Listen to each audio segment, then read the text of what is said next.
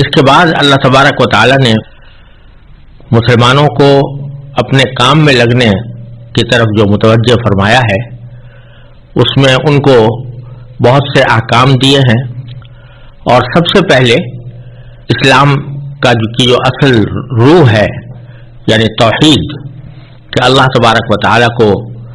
ایک مانا جائے، اس کے ساتھ کسی کو شریک نہ ٹھہرایا جائے، اس کا ذرا قدر تفصیل کے ساتھ بیان فرمایا ہے۔ اور جو لوگ توحید کے منکر ہیں اور اللہ تعالیٰ کے ساتھ شرک کا ارتکاب کرتے ہیں ان کے طریقہ کار کو بیان کر کے اس کے برے انجام کی طرف متوجہ فرمایا گیا ہے۔ چنانچہ ارشاد ہے وَإِلَٰهُكُمْ إِلَٰهٌ وَاحِدٌ لَا إِلَٰهَ إِلَّا هُوَ الرَّحْمَٰنُ الرَّحِيمُ إِنَّ فِي خَلْقِ السَّمَاوَاتِ وَالْأَرْضِ وَاخْتِلَافِ اللَّيْلِ وَالنَّهَارِ وَالْفُلْكِ الَّتِي تَجْرِي فِي الْبَحْرِ بِمَا يَنفَعُ النَّاسَ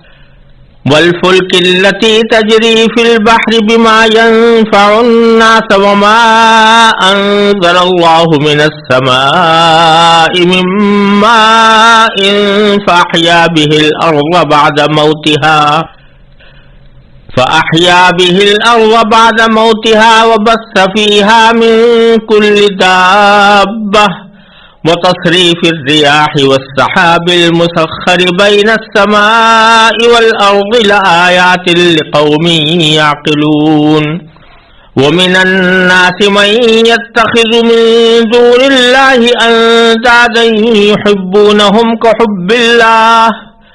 والذين آمنوا أشد حبا لله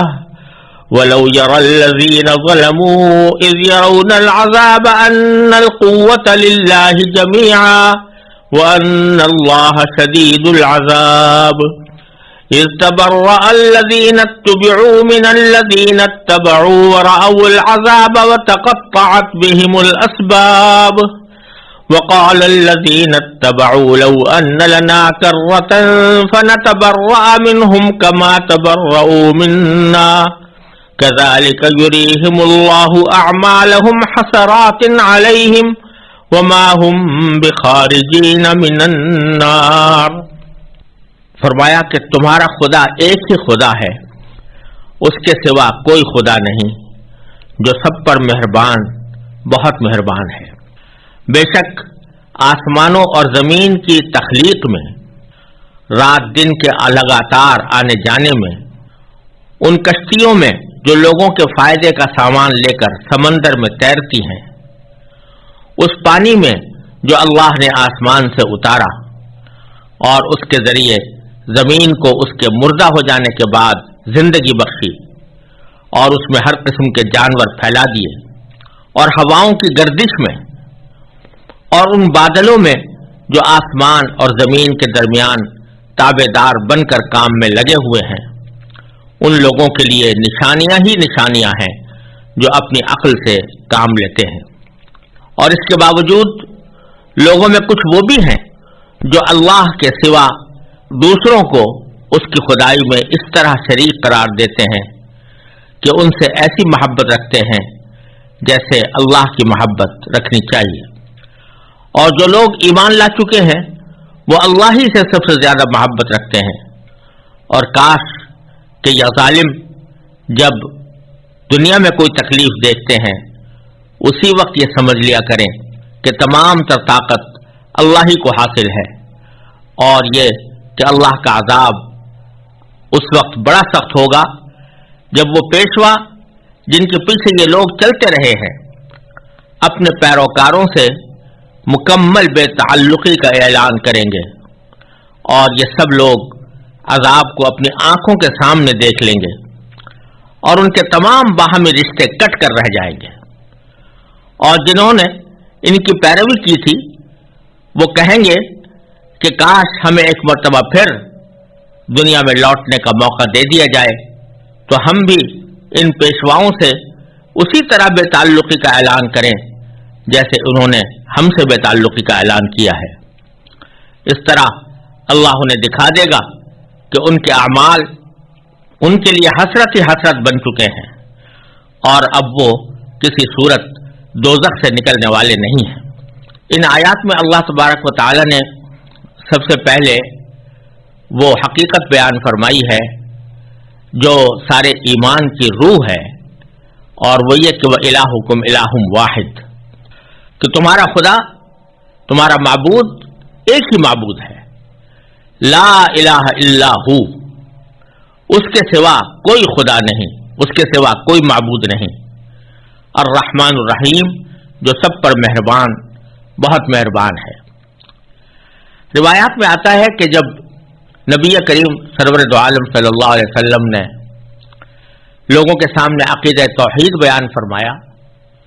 تو وہ لوگ جو شرک کے عادی تھے، اللہ تعالیٰ کے ساتھ بہت سے خداؤں کو انہوں نے شریک کر رکھا تھا، انہوں نے کہا کہ اتنی بڑی کائنات کو ایک خدا کیسے چلا سکتا ہے، اور اگر سارے کائنات کو ایک خدا چلا سکتا ہے تو اس کی کوئی دلیل ہمیں بتائیے۔ تو اگلی آیات میں اللہ تبارک و تعالی نے جواب یہ دیا ہے کہ اگر تمہارے اندر ذرا بھی سمجھ ہو تو آسمان اور زمین اور ان کے درمیان اللہ تبارک و تعالی نے جو مخلوقات پیدا فرمائی ہیں اور جیسا محیر العقول نظام بنایا ہے، اس پر اگر تم ذرا بھی ٹھنڈے دل سے غور کر لو اور سمجھنے والی آنکھ سے اس کو دیکھو تو تمہیں پتہ چل جائے گا کہ ان میں سے ہر چیز اللہ تبارک و تعالیٰ کی وحدانیت پر اور اس کے ایک ہونے پر دلالت کر رہی ہے۔ چنانچہ فرمایا، بہت سی چیزوں کا ذکر اس آیت میں فرمایا کہ ان میں سے ہر چیز اللہ تبارک و تعالیٰ کی وحدانیت کی دلیل ہے۔ پہلے فرمایا فی خلق السماوات،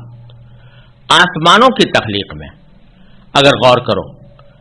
سماوات عربی زبان میں سما کی جمع ہے اور سما کے معنی ہے آسمان، لیکن یہ ایک لفظ میں ہم اس کا ترجمہ کر دیتے ہیں تو آسمان کہتے ہیں، لیکن عربی زبان میں کہا جاتا ہے کہ کل ما علاک فہو سما، جو چیز بھی تمہارے اوپر ہے وہ سب آسمان میں داخل ہے۔ لہذا کئی جگہ پر قرآن کریم نے سما کا لفظ بادلوں کے لیے بھی استعمال کیا ہے، جیسے کہ اسی آیت میں آگے آنے والا ہے کہ ہم نے آسمان سے پانی اتارا، تو آسمان سے مراد یہاں پر بادل ہیں، بادل سے پانی اتارا۔ اسی طرح ہمارے اوپر جو خلا ہے وہ بھی آسمان کے مفہوم میں، سما کے مفہوم میں داخل ہے، اور جو چاند، سورج اور ستارے ہمیں نظر آتے ہیں وہ بھی اس کے مفہوم میں داخل ہے، اور ان چاند ستاروں سے اوپر جو آسمان جس کو ہم حقیقی معنی میں آسمان کہتے ہیں وہ بھی اسی کے مفہوم میں داخل ہے۔ تو اشارہ اس طرف ہے کہ تمہارے اوپر اگر اوپر کی طرف دیکھو تو تمہارے سر کے اوپر جتنی بھی چیزیں تمہیں نظر آئیں گی وہ سب اللہ تبارک و تعالیٰ کی وحدانیت کی دلیل ہیں۔ اوپر دیکھو تو تمہیں چاند نظر آئے گا، تمہیں سورج نظر آئے گا، تمہیں ستارے نظر آئیں گے، اور تم اگر غور کرو تو یہ سارے اتنے عظیم اجسام ہیں، اتنے عظیم عالم ہیں کہ ان میں سے ہر ایک دنیا سے بہت بڑا ہے، اور وہ تمہیں اپنے آنکھوں کے سامنے نظر آتے ہیں کہ ان کی ایک خاص نظام کے تحت ان کی گردش ہے، اور ایک خاص نظام کے تحت یہ چل رہے ہیں، اور اس نظام میں ذرہ برابر کہیں کوئی فرق نہیں آتا۔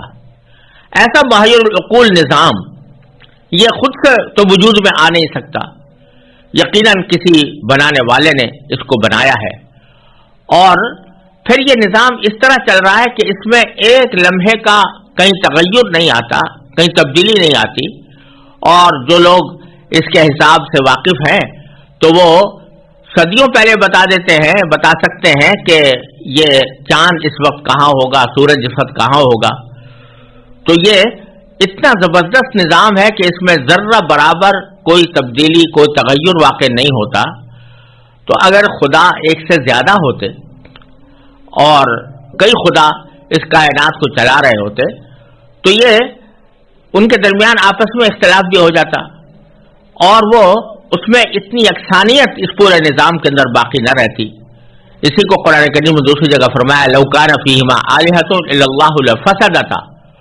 اگر زمین و آسمان کے اس نظام میں ایک سے زیادہ خدا ہوتے تو سب کا نظام درہم برہم ہو جاتا۔ تو یہ ایک حکمت کے تحت، ایک ہی یکجہتی کے تحت کے ساتھ یہ گردش کر رہے ہیں، تو ان کے عمدہ اگر غور کرو گے تو اللہ تعالیٰ کی وحدانیت کی دلیلیں تمہیں نظر آئیں گی۔ اور پھر فرمایا والارض، اوپر تو آسمان کو دیکھو اور آسمان میں پیدا نظر آنے والی مخلوقات کو دیکھو، نیچے زمین کو دیکھو کہ یہ زمین کس طرح ایک خلا کے اندر تیر رہی ہے، اور کس طرح اللہ تبارک و تعالیٰ نے اس کو انتہائی مستحکم نظام کے تحت چلایا ہوا ہے، اور اس کے اندر جو کچھ بھی پیدا ہو رہا ہے، جو حیوانات ہیں، جو جمادات اور نباتات ہیں، وہ سب کے سب اس بات کی دلیل ہے کہ کوئی بنانے والا ہے، اور ایک ہی بنانے والا ہے جس نے اس کو ایک حکمت کے تحت اور ایک ہی نظام کے تحت اس کو بنا کر تیار کیا ہے۔ پھر فرمایا واختلاف اللیل والنہار، اور رات دن کے لگاتار آنے جانے میں، یعنی تم دیکھ رہے ہو کہ رات اور دن کا آنا جانا یہ بھی ایک معین اور مستحکم حساب کے تحت ہو رہا ہے۔ پہلے سے پتہ لگایا جا سکتا ہے کہ کون سے دن کس وقت سورج غروب ہوگا اور رات شروع ہوگی، اور کب سورج کی روشنی نمودار ہوگی اور صبح طلوع ہوگی۔ یہ ایک خاص نظام کے تحت یہ دن اور رات چل رہے ہیں، ایک دوسرے کے آگے پیچھے چل رہے ہیں۔ ان کے اندر اگر غور کرو تو تمہیں پتہ چل جائے گا کہ یہ رات اور دن کا نظام یہ خود بخود وجود میں نہیں آ گیا، کسی حکمت بالغہ اور کسی قدرت کاملہ کا نتیجہ ہے، اور وہ ایک ہی ہے۔ والفلک التی تجری فی البحر، اور ان کشتیوں میں جو لوگوں کے فائدے کا سامان لے کر سمندر میں تیرتی ہیں۔ تجری فی البحر بما ينفع الناس، بما ينفع الناس یعنی لوگوں کے فائدے کا سامان لے کر سمندر کے اندر تیرتی ہیں۔ فائدے کا سامان لے کر تیرنے سے مراد یہ ہے کہ تجارت کے لیے ان کشتیوں کو استعمال کیا جاتا ہے۔ ایک ملک یا ایک شہر کی مصنوعات دوسرے شہر میں بھیجی جاتی ہیں، انہی سمندری کشتیوں کے ذریعے بھیجی جاتی ہیں۔ پہلے چھوٹی کشتیاں استعمال ہوتی تھیں، اب بڑی کشتیاں استعمال ہوتی ہیں۔ یہ ساری کی ساری کشتیاں کس طرح سمندر کے اندر تیرتی ہیں۔ وہ سمندر کے جو اگر ایک مرتبہ اپنی کروٹ لے لے تو بڑے بڑے شہروں کو ڈبو ڈالتا ہے، لیکن اللہ تبارک و تعالی نے اپنے فضل و کرم سے تمہارے لیے اس سمندر کو مسخر کر رکھا ہے کہ یہ بجائے اس کے کہ تمہارے لیے تباہی و بربادی کا سامان لائے، یہ تمہاری کشتیوں کو لے کر چلتا ہے۔ اس کشتیوں کا نظام ایسا ہے کہ وہ اللہ تبارک و تعالیٰ کے حکم سے ہوائیں اس کے موافق چلائی جاتی ہیں تو وہ چلتی ہیں۔ پہلے زمانے میں تو ساری کشتیوں کو دار و مدار ہواؤں کے چلنے پر ہوتا تھا، ہوا کے رخ کے اوپر کشتی چلتی تھی تو وہ کشتی اپنی منزل تک پہنچ سکتی تھی، لیکن اگر ہوا مخالف ہو جائے تو بعض اوقات وہ میلوں کا سفر پیچھے کر دیا کرتی تھی۔ پھر رفتہ رفتہ اللہ تبارک و تعالیٰ نے انسان کو یہ سمجھ عطا فرمائی کہ وہ اس نے مشینی جہاز ایجاد کیے، اور اس مشینی جہاز کے ذریعے وہ سمندروں کے فاصلے طے کرتا ہے۔ لیکن ان سمندری فاصلوں کا بالآخر یہ حقیقت ماننی پڑے گی کہ کتنا ہی بڑا مستحکم جہاز ہو اور کتنی ہی مشینوں اور آلات سے آراستہ ہو، لیکن اگر اللہ تبارک و تعالیٰ کی طرف سے سمندر کو اس کے آگے مسخر نہ کیا گیا ہو تو سمندر اس کو ڈبو دیتا ہے۔ چنانچہ آپ نے بے شمار واقعات سنے اور پڑھے ہوں گے کہ بڑے بڑے جہاز وہ سمندر کے اندر ڈوب جاتے ہیں، لیکن اللہ تبارک و تعالیٰ نے جو عمومی نظام بنایا ہوا ہے اس کے تحت یہ ساری کشتیاں چلتی ہیں اور انسانوں کے نفع اور فائدے کا سامان لے کر چلتی ہیں، یعنی تجارت کی ساری بنیاد ان کے اوپر ہے۔ اگر سمندروں کا یہ نظام نہ ہو اور کشتیاں نہ چلیں تو لوگوں تک ان کی ضروریات نہیں پہنچ سکتی۔ پھر فرمایا کہ وما انزل اللہ من السماء من ماء، اور اس پانی میں جو اللہ نے آسمان سے اتارا، اور اس کے اتارنے کے بعد کیا ہوا کہ فاحیا به الارض بعد موتها، اور اس کے ذریعے زمین کو اس کے مردہ ہو جانے کے بعد زندگی بخشی۔ یعنی اگر قحط پڑا ہوا ہوتا ہے، بارش نہیں ہوتی تو زمین بالکل خشک ہوتی ہے اور اس میں کوئی چیز اگ نہیں سکتی، فصلیں تباہ ہو جاتی ہیں، فصلیں کی نہیں جا سکتی، لیکن اسی زمین پر جو مردہ ہوئی پڑی ہوئی تھی، اللہ تبارک و تعالیٰ کس طرح آسمان سے پانی برساتے ہیں۔ وہ سمندر جو کہ ہزارہ میل دور ہے اس زمین سے، وہاں سے بادل اٹھائے جاتے ہیں اور بادلوں کے اندر پانی کا ذخیرہ اللہ تبارک و تعالیٰ نے اس طرح تیار کر دیا ہے کہ وہی پانی جو سمندر کے اندر نمکین تھا، کھارا تھا، کڑوا تھا، جب بادلوں کے ذریعے، مونسون کے ذریعے اور بادلوں کے ذریعے وہ اوپر اٹھتا ہے تو اس کی ساری کڑواہٹ ختم ہو جاتی ہے اور بادل اس کو لے کر اوپر اٹھتے ہیں اور پھر ہزاروں میل کے فاصلے وہ طے کرتے ہیں۔ اس طرح اللہ تبارک و تعالیٰ نے انسان کو اس سمندر کے پانی کے لیے اور پانی کو حاصل کرنے کے لیے ایک مفت کارگو سروس فراہم فرما دی ہے۔ اگر انسان سے خود کہا جاتا کہ تم سمندر سے پانی لے کر آؤ اور سمندر کے پانی کو پہلے میٹھا کرو اور پھر اپنے ذرائع مواصلات کے ذریعے اس کو زمین تک لے جاؤ، تو کسی انسان کے لیے یہ کام ممکن نہیں تھا، اور اگر کوئی کرتا بھی تو اس کے اوپر کروڑوں اربوں روپے کا خرچ ہوتا۔ لیکن اللہ تبارک و تعالیٰ نے اس طرح وہاں سے پانی اٹھا کر اس کو ایک ہوائی اور قدرتی کارگو سروس کے ذریعے بادلوں کے سہارے تم تک پہنچایا، اور پھر جہاں پانی کی ضرورت تھی وہاں پانی برسایا، اور اس پانی کے برسنے کے نتیجے میں وہ زمین جو مردہ پڑی ہوئی تھی، اللہ تبارک و تعالیٰ نے اس کو نئی زندگی بخشی۔ وَبَثَّ فِيهَا مِن كُلِّ دَابَّةٍ، اور اس میں ہر قسم کے جانور پھیلا دیے۔ یہ جانور بھی ہر جانور کسی نہ کسی مقصد کے تحت پیدا کیا گیا ہے، اور اللہ تبارک و تعالیٰ اس بارش کے ذریعے جہاں نباتات اگاتے ہیں اور بہت سی فصلیں تیار ہوتی ہیں، بہت سے پھل اگتے ہیں، وہاں اس پانی کے ذریعے بہت سے حیوانات بھی یا تو پیدا ہوتے ہیں یا اس پانی کے سے سیراب ہو کر ان کو زندگی ملتی ہے۔ تو وہ سارے جانور پھیلے ہوئے ہیں اس دنیا کے اندر، اور انسان ان جانوروں سے اپنے مقاصد کے لیے فائدہ بھی اٹھاتا ہے۔ وتصریف الریاح، اور ہواؤں کی گردش میں، یعنی یہ سارا کام جو ہو رہا ہے کہ انسان زندہ ہے، جانور زندہ ہیں اور ایک جگہ سے دوسری جگہ منتقل ہو رہے ہیں، کشتیاں چل رہی ہیں، بادل امٹ رہے ہیں اور بادل پانی برسا رہے ہیں، یہ سب کچھ اگر دیکھا جائے تو یہ ہواؤں کی گردش کی بدولت ہو رہا ہے۔ اللہ تبارک و تعالیٰ نے ہواؤں کو اس طرح مسخر کر دیا ہے کہ وہ اس طرح چلتی ہیں جس سے انسان کی ضروریات پوری ہوتی ہیں، اور یہ سارا نظام جو نباتات اور جمادات اور حیوانات کا نظام ہے وہ بھی ہواؤں کی گردش کے ذریعے اللہ تبارک و تعالیٰ نے قائم کیا ہوا ہے۔ وَالسَّحَابِ الْمُسَخَّرِ بَيْنَ السَّمَاءِ وَالْأَرْضِ، اور ان بادلوں میں جو آسمان اور زمین کے درمیان تابع دار بن کر کام میں لگے ہوئے ہیں۔ یہ بادل یہ نہ کسی چیز پر ٹکے ہوئے ہیں، نہ کوئی چیز ان کو سہارا دیے ہوئے ہے، ان کو اللہ تبارک و تعالیٰ نے اس طرح بنایا ہے کہ آسمان اور زمین کے درمیان یہ لٹکے ہوئے ہیں، اور یہ اللہ تبارک و تعالیٰ کے حکم کے تابع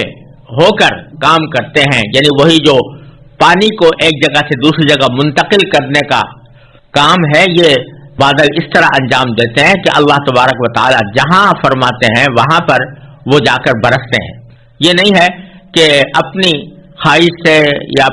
خود اپنی سمجھ سے برس جائیں، بلکہ یہ تابع دار بن کر اللہ تعالیٰ کے تابع دار بن کر کام میں لگے ہوئے ہیں۔ ان تمام چیزوں کا ذکر کر کے باری تعالیٰ فرماتے ہیں کہ ان تمام چیزوں میں ان لوگوں کے لیے نشانیاں ہی نشانیاں ہیں جو اپنی عقل سے کام لیتے ہیں۔ تو اگر عقل سے کام لو تو ان میں سے ہر چیز ایک تو اس بات پر دلالت کر رہی ہے کہ یہ چیزیں خود بخود وجود میں نہیں آ گئی ہیں، بلکہ کسی پیدا کرنے والے نے اس کو پیدا کیا ہے۔ دوسرے اس بات پر دلالت کر رہی ہے کہ جس ذات نے ان کو پیدا کیا ہے وہ بڑی حکمت والی ہے، بڑی قدرت والی ہے، اور جب وہ بڑی حکمت اور قدرت والی ہے تو اس کو اپنے ان کاموں کی انجام دہی میں کسی مدد کی ضرورت نہیں، اس کو کسی مددگار کی ضرورت نہیں،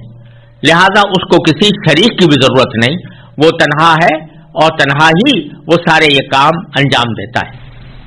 آگے اللہ تبارک و تعالی نے یہ ارشاد فرمایا کہ یہ کائنات میں پھیلی ہوئی مختلف چیزیں تو پکار پکار کر یہ کہہ رہی ہیں کہ اس کائنات کا خالق، اس کا مالک اور معبود ایک ہی ہے، لیکن بہت سے لوگ ہیں کہ جو ان حقیقتوں کو پہچانے بغیر یا ان حقیقتوں پر غور کیے بغیر اللہ تعالیٰ کے ساتھ دوسروں کو شریک ٹھہراتے ہیں۔ چنانچہ فرمایا وَمِنَ النَّاسِ مَن يَتَّخِذُ مِن دُونِ اللَّهِ أَندَادًا، اس کے باوجود لوگوں میں کچھ وہ بھی ہیں جو اللہ کے علاوہ دوسروں کو اس کی اس خدائی میں شریک قرار دیتے ہیں۔ اندادن ند کی جمع ہے، اور ند کہتے ہیں کسی بھی کے کام میں کسی کا شریک ہو یا ساجھی ہو تو اس کو ند کہا جاتا ہے۔ تو ان لوگوں نے یعنی مشرکین نے اللہ تبارک و تعالیٰ کے ساتھ اس کی خدائی میں کچھ چیزوں کو شریک بنا رکھا ہے، اور اس طرح شریک بنا رکھا ہے کہ یحبونہم کحب اللہ، کہ وہ ان سے ایسی محبت رکھتے ہیں جیسے اللہ کی محبت رکھنی چاہیے۔ تو اللہ تبارک و تعالیٰ فرماتے ہیں کہ والذین آمنوا اشد حبا للہ، اور جو لوگ ایمان لا چکے ہیں وہ اللہ ہی سے سب سے زیادہ محبت رکھتے ہیں۔ تو بتلانا یہ مقصود ہے کہ اللہ تبارک و تعالیٰ کے ساتھ اس کے خدائی کے کاموں میں کسی کو بھی شریک قرار دینا یہ شرک ہے، اور اللہ تبارک و تعالیٰ کی توحید کی خلاف ورزی ہے، اللہ تبارک و تعالیٰ کی عظمت کو نہ پہچاننے کا نتیجہ ہے۔ اور یہ بات جس طرح ان لوگوں پر صادق آتی ہے جو اللہ تعالیٰ کے ساتھ بت پرستی کرتے ہیں، اللہ تبارک و تعالیٰ کے عبادت کے علاوہ بتوں کی پوجا کرتے ہیں، اس پر بھی صادق آتی ہے جو کسی کو اللہ کا بیٹا قرار دیتے ہیں، اور ان لوگوں پر بھی صادق آتی ہے کہ جو کسی مخلوق کے بارے میں یہ کہتے ہیں کہ وہ اللہ تبارک و تعالیٰ کی فلاں خدائی کے کام میں شریک ہے، مثلا فلاں بزرگ اولاد دیتے ہیں، یا فلاں ولی اللہ وہ ہماری بگڑی بنا دیتے ہیں، یا فلاں پیغمبر ہماری بگڑی بنا دیتے ہیں۔ تو یہ تصور اگر اس نیت سے کیا جائے کہ اللہ تبارک و تعالیٰ نے ان بزرگوں کو یا کسی ولی کو یا کسی پیغمبر کو اپنی خدائی کا اختیار دے دیا ہے، تو یہ بھی شرک ہے، اور وہ اس کے اوپر بھی یہ آیت صادق آتی ہے کہ کچھ لوگ وہ ہیں جو اللہ کے سوا دوسرے لوگوں کو یا دوسری چیزوں کو اس کی خدائی میں شریک ٹھہراتے ہیں۔ البتہ اس میں کوئی شک نہیں کہ جو اللہ تبارک و تعالیٰ کے برگزیدہ بندے ہیں، چاہے وہ پیغمبر ہوں یا اولیاء کرام ہوں یا بزرگان دین ہوں، ان کی عزت، ان کی عظمت، ان کی توقیر وہ ان کا اس لیے حق ہے کہ وہ اللہ تبارک و تعالیٰ کے برگزیدہ بندے ہیں، لیکن اس عظمت اور توقیر اور محبت کو اس درجہ نہ بڑھانا چاہیے کہ ان کو خدائی کے اختیارات عبور کر دے کہ یہ ہمارے مشکل کشا ہیں، کارساز ہیں۔ یہ اس قسم کے الفاظ استعمال کرنا یہ اللہ بچائے انسان کو شرک کی سرحد تک پہنچا دیتا ہے،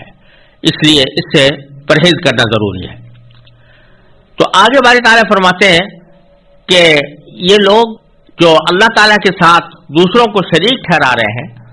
اور نبی کریم سرور دو عالم صلی اللہ علیہ وسلم نے ان کو جو توحید کا پیغام دیا ہے یا جس چیز کی طرف آپ دعوت دے رہے ہیں، اس کو یہ لوگ اس وقت قبول کرنے سے انکار کر رہے ہیں، لیکن ان کو چاہیے کہ ذرا سا غور کیا کریں، اور کچھ نہیں تو اس بات پر غور کیا کریں کہ جب ان کو کوئی تکلیف پہنچتی ہے تو اس تکلیف کے وقت میں یہ بے ساختہ اگر پکارتے ہیں تو اپنے اللہ کو پکارتے ہیں۔ چنانچہ فرمایا کہ کاش کہ یہ ظالم جب دنیا میں کوئی تکلیف دیکھتے ہیں اسی وقت یہ سمجھ لیا کریں کہ تمام تر طاقت اللہ ہی کو حاصل ہے، جیسے کہ قرآن کریم نے دوسری جگہوں پہ بھی فرمایا ہے کہ جب یہ لوگ سمندر میں تجارت کے لیے سفر کرتے ہیں اور کشتیوں میں چلتے ہیں اور کشتیاں طوفان میں گھر جاتی ہیں، چاروں طرف سے سمندر کی موجیں ان کو آ گھیرتی ہیں اور ان کو بچنے کا کوئی اور راستہ نظر نہیں آتا، تو اس وقت یہ سارے شرکا کو بھول بیٹھتے ہیں، جن بتوں کی عبادت کرتے تھے، جو بتوں کے نام رکھتے تھے کہ یہ لات ہے، یہ عزا ہے، یہ حبل ہے، یہ منات ہے، ان سب کو بھول جاتے ہیں اور اس وقت صرف واحد اللہ کو پکارتے ہیں کہ یا اللہ اپنے فضل و کرم سے ہمیں اس مصیبت سے نکال دیجئے اور ہمیں کنارے تک پہنچا دیجئے۔ لیکن جب کنارے پہنچتے ہیں تو پھر دوبارہ ان بتوں کو پکارنا شروع کر دیتے ہیں اور ان کی مدد لینا شروع کر دیتے ہیں۔ تو باری تعالیٰ فرما رہے ہیں کہ اگر یہ ہر تکلیف کے موقع پر، جب تکلیف ان کو کوئی پہنچتی ہے، تو یہ اگر اللہ تبارک و تعالیٰ کی قدرت کا اس وقت احساس کریں کہ ساری قوت اللہ کے قبضے میں ہے، جب ساری قوت اللہ کے قبضے میں ہے تو پھر اس کا کوئی شریک نہیں ہے کہ خدائی میں اس کو اس کے برابر قرار دیا جائے۔ تو اس وقت ان کو پتہ چلتا کہ توحید برحق ہے، اور ساتھ میں کاش کہ یہ بھی سمجھتے کہ ان اللہ شدید العذاب، کہ اللہ تعالیٰ کا عذاب بھی بڑا سخت ہے۔ اور پھر آگے اس عذاب کی ایک منظر کشی اللہ تعالیٰ نے فرمائی ہے کہ یہ اس وقت کی بات ہے جب قیامت کے دن حشر میں سب لوگ جمع ہوں گے، تو اس میں کچھ لوگ وہ ہوں گے کہ جو اپنی قوم کے، اپنے قبیلے کے، اپنے خاندان کے یا اپنی بستی کے سردار سمجھے جاتے تھے، اور کچھ لوگ وہ ہیں جو ان کے پیروکار سمجھے جاتے تھے۔ اور یہ عموماً ہوتا رہا ہے کہ جب کسی قوم کے سردار کسی غلط عقیدے پر یا کسی غلط عمل پر کاربند ہوتے تو ان کے جو بستی کے رہنے والے عام لوگ ہیں وہ بھی ان کو دیکھ دیکھ کر انہی کا عقیدہ اختیار کرتے اور انہی کے طریقہ کار کو درست قرار دیتے۔ تو دوسرے الفاظ میں یوں کہہ لیں کہ جو سردار ہوتے تھے یا پیشوا ہوتے تھے وہ ان کو لے کر گئے گمراہی کی طرف۔ تو جب وہاں قیامت کے اندر یہ منظر سامنے آئے گا کہ یہ ہمارے سردار بھی گمراہ تھے اور انہوں نے بھی ہمیں غلط راستہ دکھایا تھا اور ہم تو ان کے پیچھے چل کر گمراہی میں پڑ ہی گئے تھے، تو وہاں پر یہ لوگ جنہوں نے کہ اپنے سرداروں کی پیروی کی تھی وہ یہ کہیں گے کہ ہم میں جو کچھ بھی گمراہی آئی وہ ہمارے ان سرداروں کی وجہ سے آئی۔ تو اس موقع پر وہ جو سردار ہیں وہ کہیں گے کہ نہیں یہ گمراہی ہماری وجہ سے نہیں آئی اور ہم بالکل اس بات سے بری ہیں کہ ہم نے تمہیں گمراہ کیا تھا۔ اس کی منظر کشی اللہ تعالیٰ فرما رہے ہیں کہ اذ تبرأ الذین اتبعوا، جب وہ پیشوا جن کے پیچھے یہ لوگ چلتے رہے ہیں اپنے پیروکاروں سے مکمل بے تعلقی کا اعلان کریں گے، یعنی اعلان کر دیں گے جی ہمارا ان سے کوئی تعلق نہیں، ہم نے ان کو گمراہ نہیں کیا تھا۔ اور ورأوا العذاب، اور یہ سب لوگ عذاب کو اپنی آنکھوں کے سامنے دیکھ لیں گے۔ وتقطعت بہم الاسباب، اور ان کے تمام باہمی رشتے کٹ کر رہ جائیں گے۔ یعنی دنیا میں تو صورت یہ تھی کہ ایک سردار تھا اور دوسرا اس کا پیروکار تھا، ایک پیشوا تھا اور دوسرا اس کا متبع تھا، یا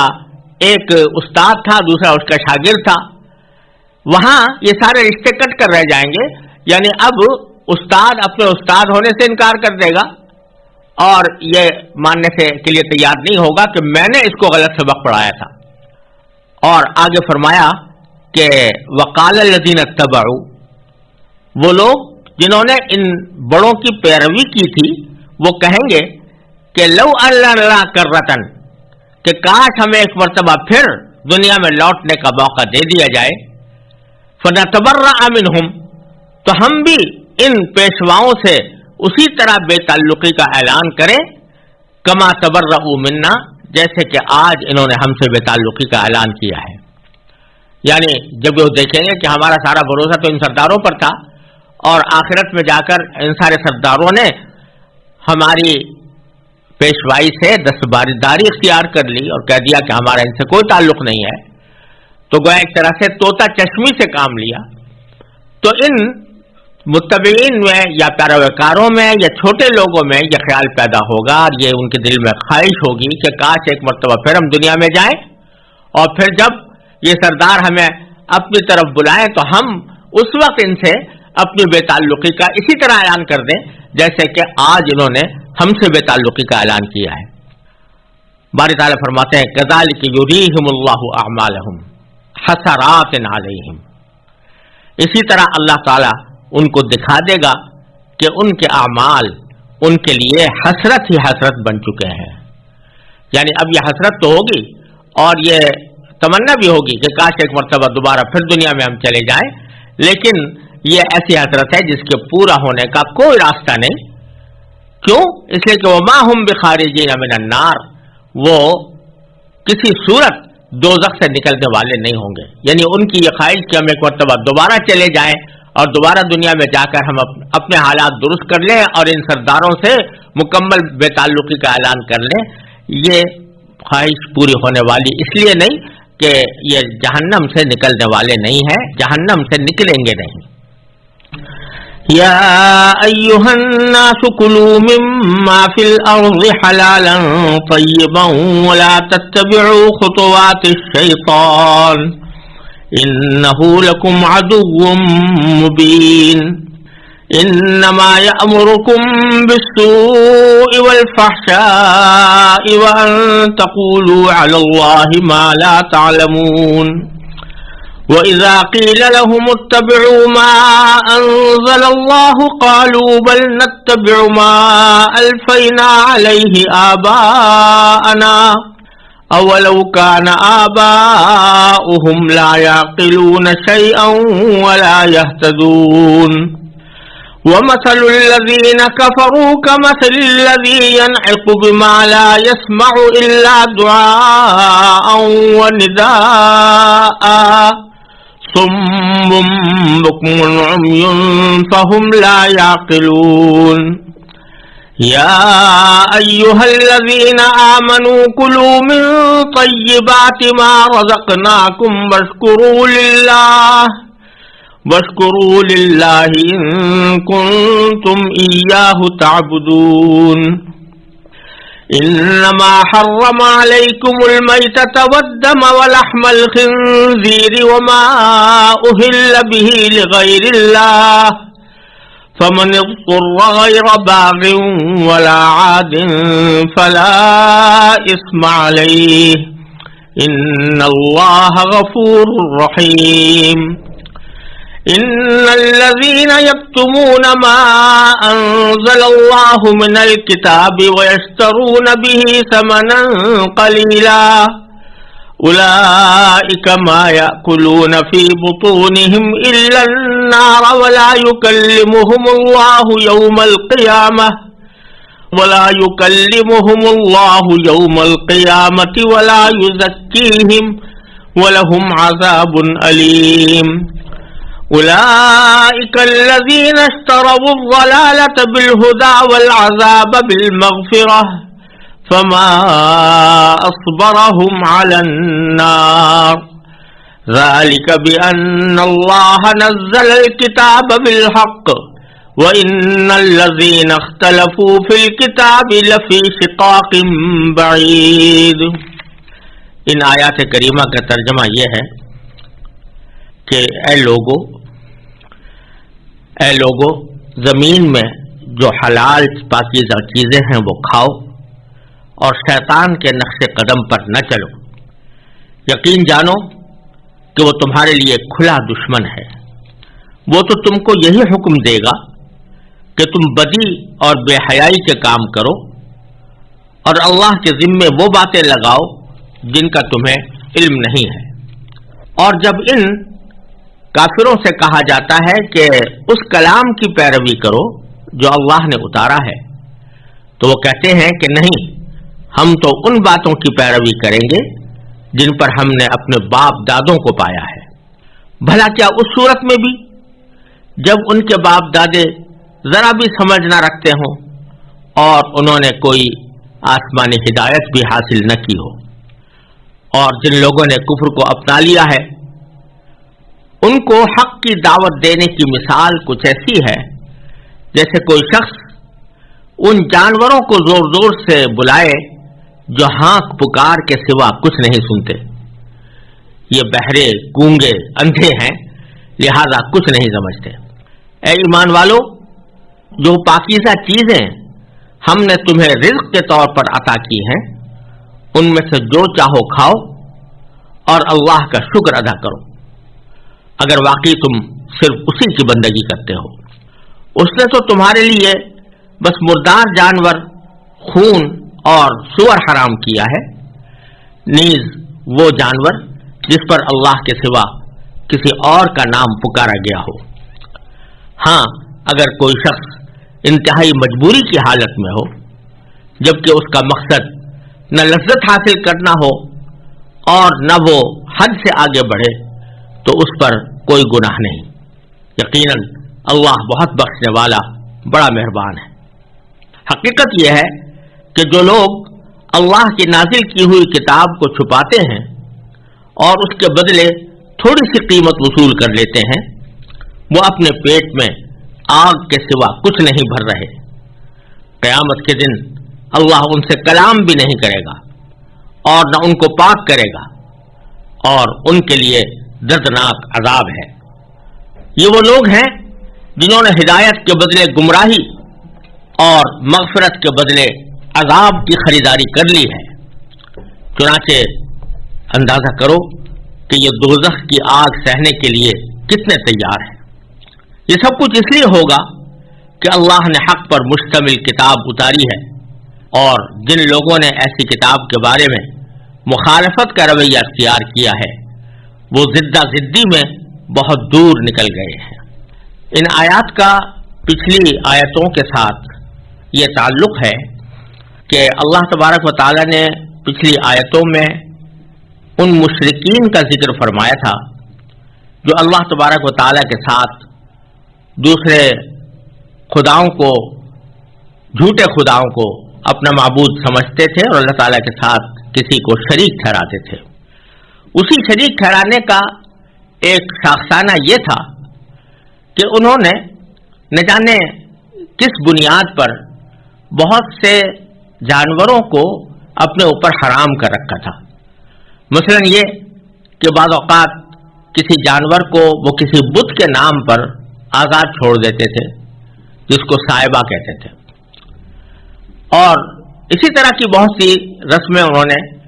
ایجاد کی ہوئی تھیں، جس کے نتیجے میں بہت سے جانوروں کو وہ اپنے اوپر حرام کیے ہوئے تھے، جس کی پوری تفصیل انشاءاللہ سورہ انعام میں آئے گی۔ وہاں اللہ تبارک و تعالیٰ نے ان کی ان رسموں کو قدر تفصیل کے ساتھ ذکر کیا ہے اور یہ بتلایا ہے کہ کس طرح انہوں نے بتوں کی پرستش کرتے ہوئے اللہ تعالیٰ کی نازل کی ہوئی پاک، حلال، پاکیزہ چیزوں کو بھی حرام کر رکھا ہے۔ تو اللہ تبارک و تعالیٰ یہاں ان کے شرک کی ایک صورت بیان فرما رہے ہیں کہ ان کے شرک کا ایک حصہ یہ ہے کہ اصل میں تو اللہ تبارک و تعالیٰ ہی کو یہ حق حاصل ہے کہ وہ کسی چیز کو حلال قرار دے یا حرام قرار دے، اور شریعت کا اصل حکم یہ ہے کہ جب تک اللہ تبارک و تعالیٰ کی طرف سے یا اللہ کے رسول صلی اللہ علیہ وسلم کی طرف سے کسی چیز کو حرام قرار نہ دیا گیا ہو تو اس کو حلال ہی سمجھا جائے گا۔ تو اللہ تبارک و تعالیٰ نے جن چیزوں کو حرام کیا ان کو تو بے شک حرام کرنا، حرام ہی سمجھنا ضروری ہے، چاہے وہ قرآن کریم میں آئی ہوں یا رسول کریم سرور دو عالم صلی اللہ علیہ وسلم نے اس کی حرمت کا بیان فرمایا ہو۔ لیکن اپنی طرف سے گھڑ کر کسی چیز کو حرام قرار دینا یہ بھی ایک طرح سے شرک کا ایک شعبہ ہے، کیونکہ کسی چیز کو حلال کرنا یا حرام کرنا یہ اللہ تعالیٰ کا استحقاق ہے۔ اگر کوئی شخص یہ کہے کہ میں حرام کرتا ہوں فلاں چیز کو، تو یہ ایک طرح سے وہ اللہ تعالیٰ کے استحقاق میں اپنے آپ کو شریک کر رہا ہے، تو یہ بھی شرک کا ایک شعبہ ہے۔ تو اللہ تبارک و تعالیٰ ان کے اس عمل کی تردید کرتے ہوئے فرما رہے ہیں کہ یا ایھا الناس، اے لوگو، اور اس لوگوں کا لفظ جب استعمال کرتے ہیں اللہ تبارک و تعالیٰ تو اس میں مسلمان اور کافر دونوں شامل ہوتے ہیں۔ تو گویا یہ خطاب صرف مسلمانوں کو نہیں ہے بلکہ تمام انسانوں کو ہے، جن میں غیر مسلم بھی داخل ہے۔ ان کو خطاب کرتے ہوئے فرمایا کہ کلوا مما فی الارض حلالا طیبا، زمین میں جو حلال پاکیزہ چیزیں ہیں وہ کھاؤ، جن کو اللہ تبارک و تعالیٰ نے حلال قرار دیا ہے اور حرام قرار نہیں دیا، ان کو کھانے میں تمہیں کوئی تکلف یا کوئی تأمل نہ ہونا چاہیے، اور یہ نہ سمجھنا چاہیے کہ یہ ہمارے لیے ناجائز ہے، کیونکہ یہ جو تم نے رسمیں بنا لی ہیں کہ فلاں جانور ہمارے لیے حرام ہے، تو یہ در حقیقت اللہ تعالیٰ نے تو یہ حکم نازل کیا نہیں تھا، تو یقیناً شیطان نے تم کو سجایا ہے. اور جب تک اللہ تبارک و تعالیٰ کی طرف سے کسی چیز کے حرام ہونے کا حکم نہ آئے تو محض کسی ایک شخص کے کھڑے ہو کر کہہ دینے سے کہ یہ چیز حرام ہے وہ حرام نہیں ہوتی. وہ در حقیقت شیطان کی طرف سے ایک گمراہی کا ایک راستہ پیدا کیا جاتا ہے. لہذا آگے فرمایا وَلَا تَتَّبِعُوا خُطُوَاتِ الشَّيْطَانِ، اور شیطان کے نقش قدم پر نہ چلو کیونکہ وہ تمہیں گمراہی کی طرف لے جاتا ہے. إِنَّهُ لَكُمْ عَدُوٌّ مُّبِينٌ، یقین جانو کہ وہ تمہارے لیے ایک کھلا دشمن ہے. اور پھر آگے یہ بھی فرمایا کہ شیطان کا تو کام ہی ہے کہ انما یامرکم بالسوء والفحشاء وان تقولوا علی اللہ ما لا تعلمون. تین باتیں فرمائی کہ شیطان جو ہے وہ تمہیں کس بات کا حکم دیتا ہے، ایک تو برائی کا، ایک بے حیائی کے کام کا، اور تیسرے یہ کہ تم اللہ کے ذمے وہ باتیں لگاؤ تمہیں جن کا علم نہیں ہے، تمہیں کسی نے نہیں بتایا کہ اللہ تعالیٰ نے یہ بات کہی ہے، لیکن تم اپنی طرف سے وہ اللہ تعالیٰ کی طرف منسوب کر دو. تو برائی میں تو ہر گناہ داخل ہے، مثلا جھوٹ بولنا، رشوت لینا وغیرہ وغیرہ. تو شیطان حکم دیتا ہے کہ اس قسم کے کام کرو، اس کی طرف انسان کو متوجہ کرتا ہے. اور فحشاء کا لفظ قرآن کریم میں بہت سی جگہوں پر آیا ہے،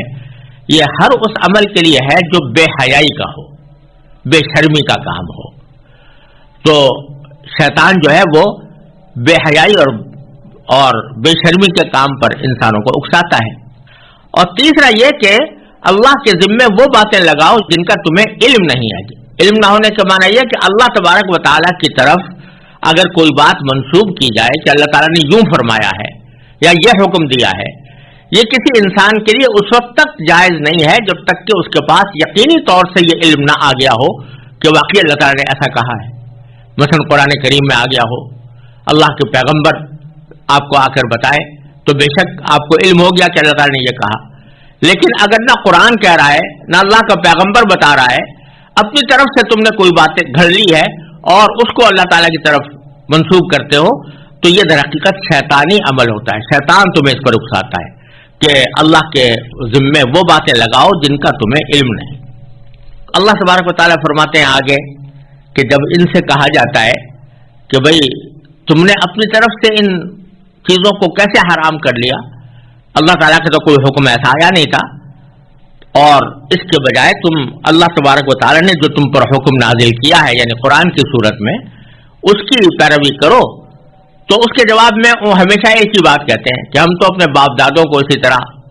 دیکھتے چلے آئے ہیں، لہذا ہم انہی کی اتباع کریں گے، انہی کی پیروی کریں گے.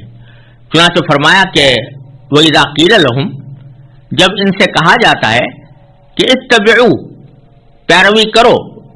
کہے کہ ما انزل اللہ، اس کلام کی پیروی کرو جو اللہ نے اتارا ہے. قالو، تو یہ جواب میں کہتے ہیں کہ بل نتبع ما الفینا علیہ آباءنا، بل نتبع، نہیں ہم تو ان باتوں کی پیروی کریں گے، ما الفینا، جن پر پایا ہے ہم نے، علیہ آباءنا، اپنے باپ دادوں کو، تو ہم اس طریقے کو نہیں چھوڑ سکتے. باری تعالیٰ اس کے جواب میں فرماتے ہیں اولو کان آباؤہم لا یعقلون شیئا ولا یہتدون، بھلا کیا اس صورت میں بھی ان کو اپنے باپ دادوں ہی کی پیروی کرنی چاہیے جبکہ ان کے باپ دادا ذرا بھی سمجھ نہ رکھتے ہوں، لا یعقلون شیئا، کچھ نہ سمجھتے ہوں، اور ولا یہتدون، اور نہ ان کے پاس کوئی ہدایت ہو اللہ تعالیٰ کی طرف سے بلکہ اپنی طرف سے انہوں نے کوئی بات گھڑ لی ہو. یعنی باپ دادوں کی پیروی کرنا کسی ایسے معاملے میں کہ جس کا حقیقت میں حق صرف اللہ تبارک و تعالیٰ کو ہے، وہی کہہ سکتا ہے کہ یہ چیز حلال ہے یا حرام ہے. اور اگر کسی شخص نے اپنی طرف سے کہ کوئی حلال یا حرام کوئی بات کہہ دی کہ فلاں چیز حلال ہے یا حرام ہے، اور اس کے پاس اس کی کوئی دلیل ہو نہیں، نہ قرآن میں نہ رسول اللہ صلی اللہ علیہ وسلم کے ارشاد میں نہ کسی پیغمبر کی تعلیم میں اس کو حرام قرار نہ دیا گیا ہو، اور کوئی شخص کھڑا ہو کر کہہ دے کہ یہ چیز ناجائز ہے، تو چاہے وہ نسلاً بعد نسلیں، اس کے بعد نسلوں تک اس کو برا سمجھا جاتا رہا ہو، لیکن ان لوگوں کے نسلوں کے برا سمجھنے کی وجہ سے وہ چیز بری نہیں ہو جاتی. ان کے غلط سمجھنے کی وجہ سے وہ حلال چیز حرام نہیں ہو جاتی. تو یہ جو کہتے ہیں کہ ہم نے صاحبہ کو حرام کر لیا اپنے اوپر، یعنی اس جانور کو جس کو بتوں کے نام پر چھوڑا ہے، تو اس لیے حرام کر لیا کہ ہم باپ دادوں سے یہی سنتے چلے آئے ہیں. اب باپ دادوں کے پاس تو کوئی دلیل تھی نہیں، تو یہ فرما رہے ہیں اللہ تعالیٰ کہ اگر باپ دادوں کے پاس کوئی دلیل ہو اور وہ تمہارے سامنے آ جائے، ان کے خود ان کے اندر عقل ہو، فہم ہو، دین کی سمجھ ہو، ان کے پاس اللہ تعالیٰ کی طرف سے کوئی ہدایت آئی ہوئی ہو، تو بے شک ان کی پیروی کر لو. لیکن جب ان کے پاس بھی کوئی دلیل نہیں، نہ ان کی خود ذاتی سمجھ ہے اور نہ ان کے پاس کوئی اللہ تعالیٰ کی طرف سے ہدایت ایسی آئی ہے، تو پھر ان کے پیچھے چلنا یہ کسی طرح بھی ایک عقل مند انسان کا شیوا نہیں ہو سکتا. یہاں ایک بات یہ بھی سمجھنی چاہیے کہ قرآن کریم کی آیات کو اس کے صحیح پس منظر میں سمجھنا ضروری ہوتا ہے. بعض مرتبہ اس قسم کی آیتیں اس صورتحال پر بھی چسپاں کر دی جاتی ہیں کہ بعض اوقات جب ہم یہ کہتے ہیں کہ کسی چیز کا ہمیں حکم معلوم کرنا ہوتا ہے کہ یہ چیز حلال ہے یا حرام ہے، تو وہ لوگ کہ جو براہ راست قرآن و سنت سے مسئلے کو سمجھنے کی صلاحیت نہیں رکھتے، وہ اس بات پر مجبور ہوتے ہیں کہ کسی ایسے عالم کی طرف رجوع کریں جس کے پاس قرآن و سنت کا صحیح علم ہو، اور پھر وہ جس چیز کو حلال کہتا ہے اس کو حلال سمجھتے ہیں، جس کو حرام کہتا ہے اس کو حرام سمجھتے ہیں. تو بعض مرتبہ امام ابو حنیفہ رحمۃ اللہ علیہ کو قرآن و سنت کا بڑا عالم سمجھتے ہیں، تو جب کوئی مسئلہ آتا ہے تو ہم ان سے پوچھتے ہیں کہ امام ابو حنیفہ رحمۃ اللہ علیہ کی اس کے بارے میں کیا فرمایا ہے، اور اس کے نتیجے میں انہوں نے اگر کسی چیز کو حلال کہا تو حلال سمجھتے ہیں، جس کو حرام کہا اس کو حرام سمجھتے ہیں. تو بعض لوگ اس کے اوپر یہ آیت چشمہ کر دیتے ہیں کہ دیکھو یہ تو باپ دادوں کی اتباع ہوئی. خوب سمجھ لینا چاہیے کہ قرآن کریم نے یہاں صاف صاف کہہ دیا کہ باپ دادوں کی پیروی اس وقت ناجائز ہے یا حرام ہے جبکہ ان کے پاس نہ عقل ہو نہ ہدایت ہو، نہ ان کے پاس دین کی سمجھ ہے اور نہ ان کے پاس ہدایت ہے. ہدایت کے معنی کوئی قرآن و سنت کی تعلیم ان کے پاس نہیں ہے، اور پھر وہ اپنی طرف سے کوئی بات کہہ رہے ہیں تو پھر ان کی پیروی بالکل شرک کے مرادف ہے. لیکن اگر کسی عالم کی پیروی اس بنا پر کی جائے کہ بھئی ہمارے پاس تو قرآن و سنت کا علم نہیں ہے، اس کے پاس ہے، اور وہ جو کچھ کہہ رہا ہے وہ قرآن و سنت کی تشریح میں کہہ رہا ہے، وہ خود اپنی طرف سے کوئی حکم نہیں نکال رہا بلکہ قرآن اور سنت کے حکم کی تشریح ہمارے سامنے کر رہا ہے، اس طرح اس کے علم پر، اس کے فضل پر، اس کے تقوی پر اعتماد کرتے ہوئے ہم اگر اس سے مسئلہ پوچھ کر اس پر عمل کریں تو اس پر یہ پھبتی نہیں کسی جا سکتی کہ یہ باپ دادوں کی پیروی ہو رہی ہے. اس لیے کہ کوئی بھی شخص جب کسی عالم سے کوئی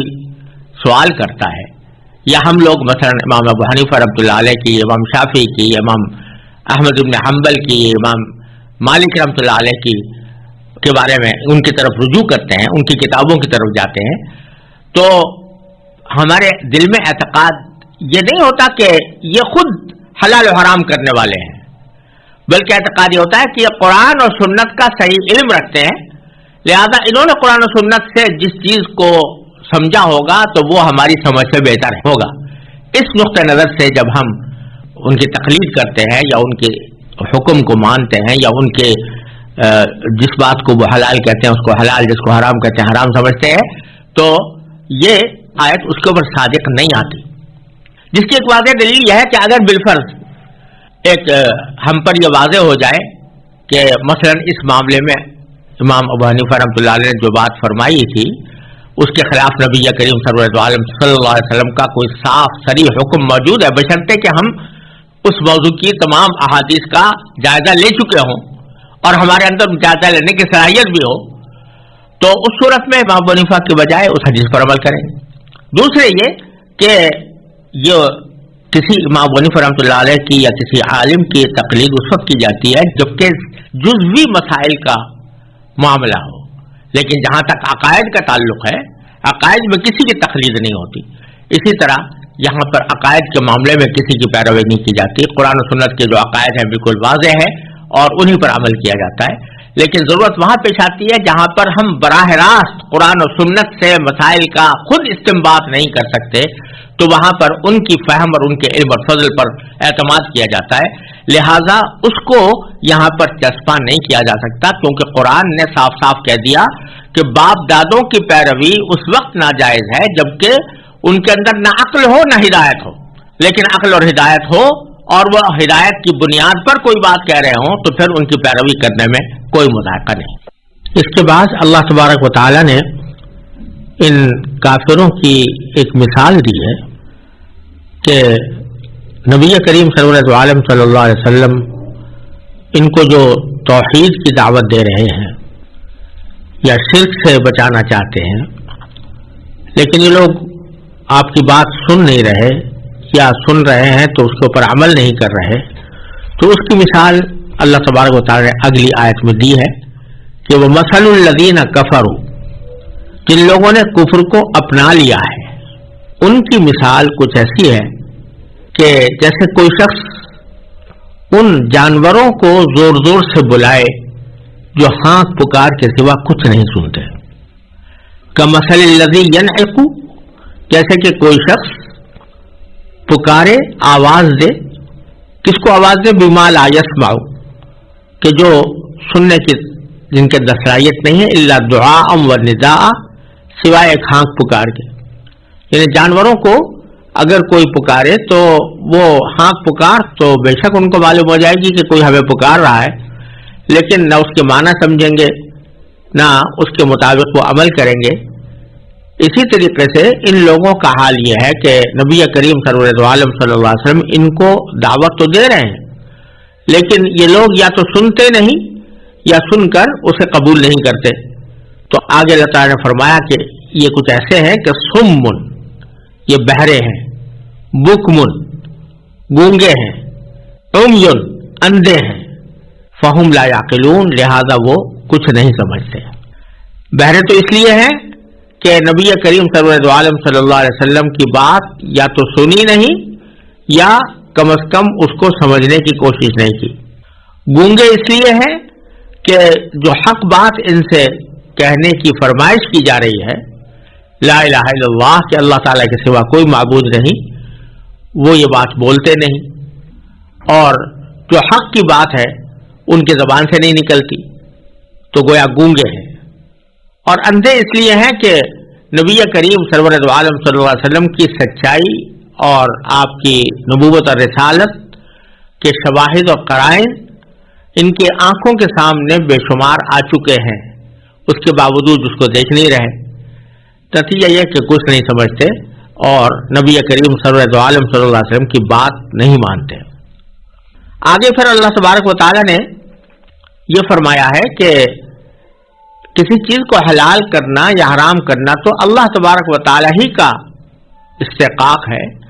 کوئی بھی مخلوق اپنی طرف سے کسی چیز کو حلال یا حرام نہیں کر سکتی۔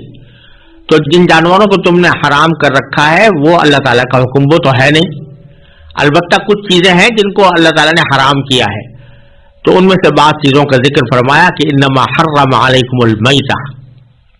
ہاں اللہ تبارک و تعالیٰ نے تمہارے لیے مردار جانور کو حرام کیا ہے۔ بعض اوقات ایسا ہوتا تھا کہ مردار جانور کے کچھ حصوں کو یہ لوگ کھا لیتے تھے، اور مردار جانور جو ہے وہ جس طرح پورا جانور اگر مر جائے تو اس کو مردار کہتے ہیں، اسی طریقے سے اگر کسی زندہ جانور کو اس کے زندہ رکھتے ہوئے اس کا کوئی عضو کاٹ کے کھا لے کوئی آدمی تو وہ عضو جو کٹتا ہے وہ بھی مردار ہوتا ہے۔ اور اہل جاہلیت کے ہاں یہ طریقہ عام تھا کہ اونٹ زندہ کھڑا ہوا ہے، اس کے کوہان کو کاٹ کر اس کو پکا کر کھا لیتے تھے، یا اس کی چربی نکال کر اس کو کاٹ کر کھا لیتے تھے، تو وہ حصہ جو کاٹا گیا ہے وہ بھی مردار ہے۔ تو اللہ تعالیٰ اس طرف بھی اشارہ فرما رہے ہیں کہ تم لوگوں نے بہت سے جانوروں کو تو اپنی طرف سے حرام کر رکھا ہے، لیکن جو مردار ہے اس کو تم کھا لیتے ہو، حالانکہ اللہ تعالیٰ نے مردار کو حرام کیا ہے۔ اسی طرح والدم، خون کو حرام کیا ہے، تو خون کی بھی بعض صورتیں ایسی تھیں جو زمانے جاہلیت میں استعمال کی جاتی تھی، تو اللہ تعالیٰ نے فرمایا کہ خون کو حرام کیا، کسی خون کو پینا یا وہ خون کو کسی کھانے میں استعمال کر کے کھانا یہ کسی طرح بھی جائز نہیں. ولحم الخنزیر، اسی طرح خنزیر کا گوشت اللہ تعالیٰ نے حرام کیا ہے، تو اس کو بھی تم لوگوں کو حرام سمجھنا چاہیے، لیکن ان کو تو حرام سمجھتے نہیں ہو اور اپنی طرف سے کچھ بتوں کے نام جانور چھوڑ کر ان کو اپنے اوپر حرام کر رکھا ہے. وما اہل بہ لغیر اللہ، اسی طرح وہ جانور جس پر اللہ کے سوا کسی اور کا نام پکارا گیا ہو. یہ لوگ جب جانوروں کو ذبح کرتے تھے تو کسی بت کے نام پر ذبح کر دیتے تھے. اللہ تبارک و تعالیٰ کا نام لینے کے بجائے کہ ہم یہ لات کے نام پر یہ جانور قربان کر رہے ہیں یا جانور ذبح کر رہے ہیں یا عزا کے نام پر یا حبل کے نام پر، تو اللہ تعالیٰ نے فرمایا کہ اللہ تعالیٰ کے سوا اور کسی کا نام لے کر، نام پکار کر اگر کوئی ذبح کیا جائے گا تو وہ بھی اللہ تعالیٰ نے حرام کر دیا ہے. اور اس میں یہ بات بھی داخل ہے کہ بتوں ہی کے نام پر نہیں، اگر کسی انسان کے نام پر بھی کوئی جانور اگر ذبح کیا جائے، گویا یہ کہہ کر کہ میں اس کے نام سے یہ ذبح کر رہا ہوں، تو یہ بھی ناجائز ہو جاتا ہے. تو اللہ تعالیٰ فرماتے ہیں کہ ان چیزوں کو ہم نے حرام کیا ہے، ان کو تو تم حرام سمجھ نہیں رہے ہو اور اپنی طرف سے کچھ چیزوں کو تم نے گھڑ کر حرام قرار دے لیا ہے. پھر فرمایا فمن اضطر غیر باغ ولا عاد فلا اثم علیہ، کہ ویسے جن چیزوں کو ہم نے حرام کیا ہے جیسے مردار ہے یا خون ہے یا خنزیر کا گوشت ہے، یہ ویسے تو حرام ہے، لیکن اگر کوئی شخص انتہائی مجبوری کی حالت میں ہو، یعنی مثلا بھوک سے بےتاب ہے اور اگر کچھ کھائے گا نہیں تو مرنے کا غالب گمان ہے، تو ایسی مجبوری کی صورت میں فرمایا جو اضطرار میں مبتلا ہو جائے یعنی مجبوری کی حالت میں آ جائے، فلا اثم علیہ، تو ان میں سے کچھ کھا لے تو اس صورت میں اس کے اوپر کوئی گناہ نہیں ہوگا. لیکن دو شرطیں لگا دی کہ غیر باغ ولا عاد،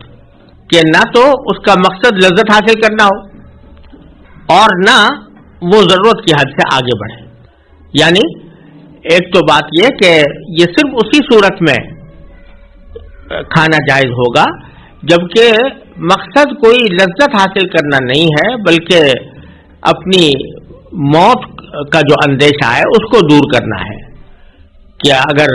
بھوک کی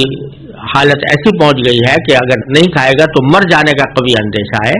اس وجہ سے کھا رہا ہو. لذت حاصل کرنا کہ شوق سے آدمی اس کو کھائے، یہ مقصود نہ ہو. اور دوسرا یہ کہ اتنا ہی کھائے جتنی ضرورت ہے، یعنی جس سے اپنی جان بچا سکے، اس سے حد سے آگے نہ بڑھے. یہ معنی ہے ولا عادن کے کہ وہ حد سے آگے نہ بڑھے،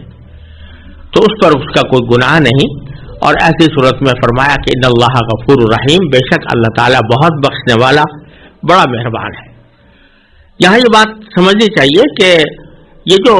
اللہ تعالیٰ نے فرمایا کہ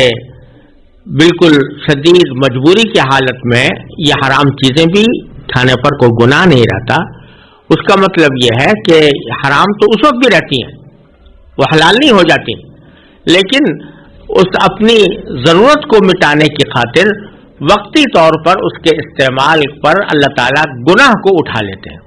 یہی تعبیر فرمائی فلا اسم علیہ، اس کے اوپر کوئی گناہ نہیں. تھی تو وہ حرام، لیکن وقتی طور پر اپنی جان بچانے کے لیے اگر کوئی یہ کھا رہا ہے تو اس کے اوپر کوئی گناہ نہیں ہوگا. اور دوسری بات یہ کہ یہ حرام چیز جو ہے وہ اسی وقت حلال ہوتی ہے جبکہ آدمی اضطرار کی حالت کو پہنچ گیا ہو، یعنی اگر وہ کام نہ کرے تو مر جائے گا، موت آ جائے گی، تو اس صورت میں اللہ تعالیٰ نے اس کو جائز قرار دیا ہے.